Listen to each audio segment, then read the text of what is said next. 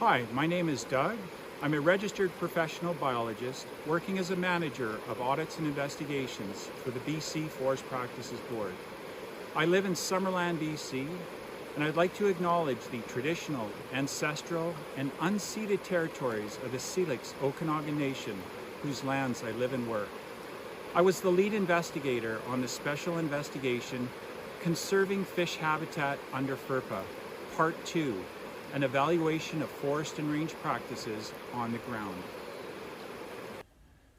This special investigation took place within the traditional territories of the West Bank, Boston Bar, Wet'suwet'en, Williams Lake, Zatsul, Wiwaikum, and Comox First Nations. The Forest Practices Board recognizes the importance of their historical relationship with the land that continues to this day. This is a follow-up investigation into the protection of fish habitat under the Forest and Range Practices Act. Part 1 was a special report published in 2018, which assessed whether practice requirements adequately conserved fish habitat, whether FRPA tools were being used, and whether effectiveness monitoring was sufficient.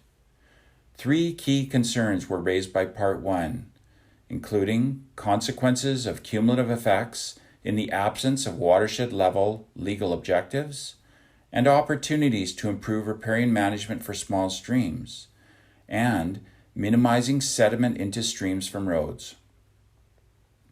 For Part 2, 5 watersheds across the province were visited, evaluating the practices of both forest licensees and ranchers, and reviewing what monitoring is in place to encourage continuous improvement. The case study looked at existing or potential risk of harm to fish passage, riparian buffers, channel conditions, the effect of range use, and sediment input from roads into streams. The results found a strong culture of maintaining fish passage, generally low levels of risk from riparian activities on main fish-bearing stream reaches, room to improve range practices that impact the functioning condition of streams, as well as moderate risks of harm to stream channels at a watershed level. The most consequential findings were that road locations, inadequate cross drains, and that lack of erosion control were major contributors to high levels of risk to fish habitat from sediment input from roads into streams. The findings led to 2 recommendations by the board to the Ministry of Forests, Lands, Natural Resource Operations, and Rural Development.